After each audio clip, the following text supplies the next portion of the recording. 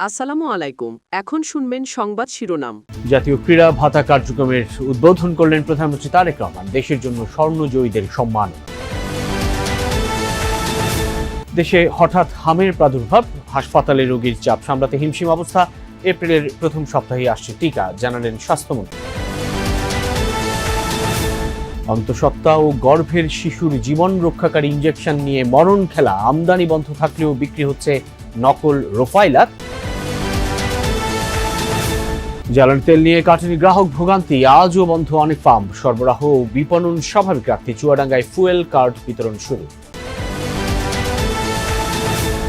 এতক্ষণ শুনছিলেন সংবাদ শিরোনাম, এবার বিস্তারিত। আগামী ৩০ এপ্রিল সিলেট থেকে শুরু হতে যাচ্ছে নতুন কুড়ি স্পোর্টস, যা পরবর্তীতে সারা দেশে চালু হবে, এমনটি জানিয়েছেন প্রধানমন্ত্রী তারেক রহমান। সকালে তেজগাঁওয়ের নিজ কার্যালয়ে ক্রীড়া ভাতা ও ক্রীড়া কার্ড প্রদানের উদ্বোধনী অনুষ্ঠানে এসব কথা জানান তিনি। পেশাদারিত্ব বজায় রেখে কোনো রাজনৈতিক দল বা গোষ্ঠীর জন্য কাজ না করার আহ্বান জানান ক্রীড়াবিদদের প্রতি। এই অনুষ্ঠানে প্রধানমন্ত্রীর কার্যালয়ের শাপলা হলে সকালে ছিল জাতীয় ক্রীড়াবিদদের ক্রীড়া ভাতা, ক্রীড়া কার্ড প্রদান এবং সম্মাননা প্রদান অনুষ্ঠান, যা উদ্বোধন করেন প্রধানমন্ত্রী তারেক রহমান। অনুষ্ঠানে দেশে বিদেশে বিভিন্ন ক্রীড়ায় সাফল্য অর্জনকারী ক্রীড়াবিদ ও স্বর্ণপদক জয়ীদের হাতে সম্মাননা তুলে দেন সরকার প্রধান। থাইল্যান্ডে অনুষ্ঠিত প্রথম সাউথ এশিয়ান। পরে সম্মাননাপ্রাপ্তরা নিজেদের অনুভূতি ব্যক্ত করেন। এ সময় খেলোয়াড়দের লিখিত বক্তব্যের বদলে নিজ অভিজ্ঞতা তুলে ধরার আহ্বান জানান প্রধানমন্ত্রী। তুমি স্ক্রিপ্টটা দেখো না, তুমি অনুভূতির কথা বলেছো তো, তুমি নিজে থেকে বলো। Thank you sir. বক্তৃতা দিতে গেলে আসলে খুবই নার্ভাস ফিল হয় এবং এরকম একটা মোমেন্টে তো কথাই নাই। তারপরেও বক্তৃতা দিলে আমি এখনো নার্ভাস। পরে প্রধানমন্ত্রী তার বক্তব্যে বলেন, সারা বিশ্বে ক্রীড়া শুধু শখ, বিনোদন বা শরীরচর্চা নয়, বরং পেশা হিসেবে স্বীকৃতি পেয়েছে। বাংলাদেশও সেক্ষেত্রে পিছিয়ে থাকবে না। জানান, ক্রীড়াকে পেশা হিসেবে প্রতিষ্ঠিত করা সরকারের নির্বাচনী প্রতিশ্রুতির অংশ। 30 এপ্রিল সিলেট থেকে আমরা শুরু করতে যাচ্ছি নতুন করে স্পোর্টস, এবং একই সাথে ইনশাল্লাহ এটা সারা দেশে শুরু হবে। 7টা খেলা আমরা ডিসাইড করেছি। এই 7টা খেলায় কারা পারদর্শী, ধীরে ধীরে সেই প্রতিভাবানদেরকে আমরা বের করে নিয়ে আসবো।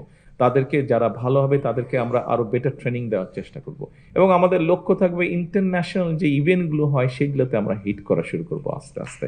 প্রধানমন্ত্রী বলেন, দেশে হঠাৎ করেই বাড়ছে হাম আক্রান্ত রোগীর সংখ্যা, যাদের প্রায় সবাই শিশু। এখন পর্যন্ত ময়মনসিংহ ও রাজশাহী বিভাগের 8 শিশুর মৃত্যুর খবর মিলেছে। পরিস্থিতি সামাল দিতে মেডিকেল টিম গঠন করা হয়েছে, প্রস্তুতি চলছে আইসোলেশন ওয়ার্ড চালুরও। দেখা দিয়েছে দেশব্যাপী সংক্রমণ বৃদ্ধির শঙ্কা। প্রশ্ন উঠেছে, হঠাৎ কেন বাড়ছে হামের প্রকোপ? ইউনিসেফের মাধ্যমে হাম সহ 6 রোগের টিকা এপ্রিলের প্রথম সপ্তাহেই আসছে, এমনটি জানিয়েছেন স্বাস্থ্য মন্ত্রণালয়। মন্ত্রী জানিয়েছেন, দ্রুত টিকা আনা হচ্ছে, সে অনুযায়ী টিকা কার্যক্রম শুরু হবে। সোমবার দুপুরে সচিবালয়ে মার্কিন রাষ্ট্রদূত ব্রেন্ট টি ক্রিস্টেনসেনের সাথে বৈঠক শেষে স্বাস্থ্যমন্ত্রী সরদার মোহাম্মদ শাখাওয়াত হোসেন এসব কথা জানান। দুই দেশের মধ্যে সংক্রমণ রোগ, নার্সিং সেবা উন্নীতকরণ, আইসিইউ সেবা সহ বিভিন্ন রকমের স্বাস্থ্য ঝুঁকি মোকাবেলায় 5 সদস্যের জয়েন্ট ওয়ার্কিং গ্রুপ তৈরির সিদ্ধান্ত হয়েছে। আগামী মে মাসের মধ্যে এর রূপরেখা তৈরি করা হবে। হামের প্রাদুর্ভাব বৃদ্ধি পাওয়ায় স্বাস্থ্যমন্ত্রী শাখাওয়াত হোসেন বকুল জানান, সরকার এই ব্যাপারে সব ধরনের ব্যবস্থা নিচ্ছে। কোনো শরণার্থী শিবির নয়, এটি ময়মনসিংহ মেডিকেল কলেজ হাসপাতালের শিশু ওয়ার্ড। এখানেই চিকিৎসা নিচ্ছে হামে আক্রান্ত শিশুরা। আমি কিশোরগঞ্জ কোটিয়াদি থেকে আসছি। আমার মেয়ের ঠান্ডা, তারপরে এই যে সারা শরীর পেড়ায় ভরে গেছে, চিকিৎসা চলতেছে, স্বাভাবিক হবে। পুরো ছাকার পরে ছুটিতে দিচ্ছিল, তো বাড়িতে গেছি, বাড়িতে 1 সপ্তাহ পরে আবার আসছি। ডাক্তার বলছে হন মানে ফুসফুসের ইনফেকশন হয়েছে। গত 12 দিনে হাসপাতালটিতে 108 জন হাম আক্রান্ত রোগী ভর্তি হয়েছে। মৃত্যু হয়েছে 5 জনের। পরিস্থিতি সামাল দিতে হিমশিম খাচ্ছেন নার্স ও চিকিৎসকরা। রোগীর তুলনায় স্টাফ আমাদের খুবই কম, আমাদের খুবই কষ্ট হচ্ছে। আজকে আমরা ডিউটিতে মাত্র 6 জন সিনিয়র স্টাফ নার্স আছি। তো এতজন পেশেন্টের সেবা দিতে যায়, মানে এখন পর্যন্ত আমি এক সিপিতে পানি খাবো সেটাও খাইতে পারি নাই। নতুন বিল্ডিংয়ের 8 তলায় সেটা আমরা আইসোলেশন করে দেবো। আমরা আজকে আশা করতেছি যে ডাক্তার এবং নার্স এবং অন্যান্য স্টাফদের রোস্টার পেয়ে গেলে হয়তো বা আগামীকালকে কিংবা পরশু আমরা এই 8 তলায় সেটা আমরা কার্যক্রম শুরু করে দেব। রাজশাহীতেও মৃত্যু হয়েছে 3 জনের। ময়মনসিংহ ও রাজশাহীতে হাসপাতালে চিকিৎসা নিতে ভিড় করছে আশপাশের বিভিন্ন জেলার মানুষ। দেখা দিয়েছে দেশব্যাপী ছড়িয়ে পড়ার আশঙ্কা। যে কোনো কারণেই হোক টিকাদান কর্মসূচিতে বিঘ্ন ঘটেছে অনেকটা। হতে পারে যে সেই টিকাদান কর্মসূচিতে বিঘ্ন ঘটার কারণেই এখন এই আউটব্রেকটা।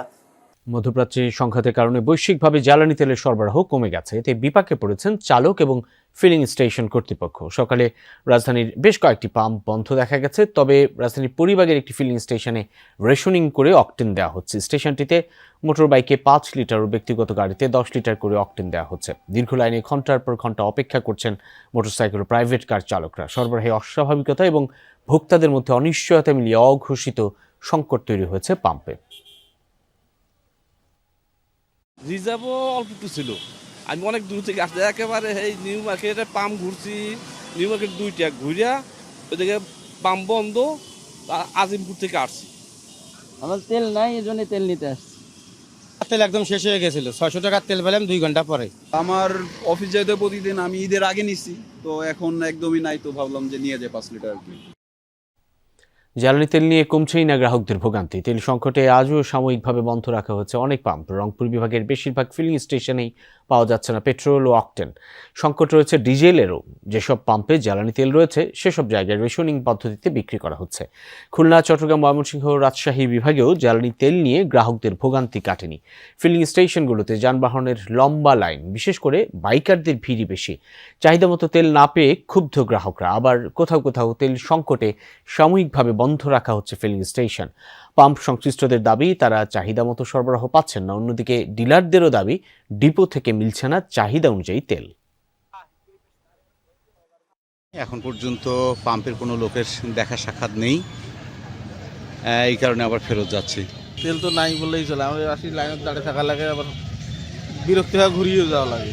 আজ 3 দিন যাবত ওই যে গাড়ি দেখেন, ওই যে ওখানে রয়েছে মুরগির খাদ্য লোড নিয়ে বসে আছি, আজ পর্যন্ত তেল পাচ্ছি না।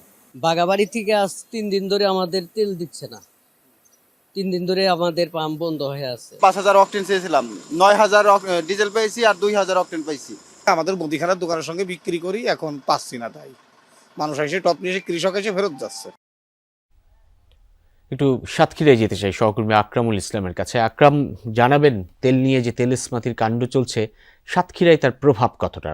গ্রাহকদের যাদের নিত্য এই তেলের প্রয়োজন, বিশেষ করে বাইকারদের, তাদের নিশ্চয়ই সেই দীর্ঘ লাইনে ভোগান্তির কথাটা তারা কিভাবে জানাচ্ছেন, এবং স্টেশন কর্তৃপক্ষ কোনো আশ্বাস দিতে পারছে কিনা, তাদের কাছে কোনো সুখবর আছে কিনা? যেমনটি বলছিলেন যে তেল নিয়ে তেলেস্মাতি যে কারবার সেটি চলছে আমাদের সাতক্ষীরার ফিলিং স্টেশনগুলোতে। জেলা প্রশাসন বলছে সাতক্ষীরা জেলার 29টা ফিলিং স্টেশন রয়েছে এবং সবগুলো পেট্রোল পাম্পে কিন্তু আজকে তেল সরবরাহ হচ্ছে না।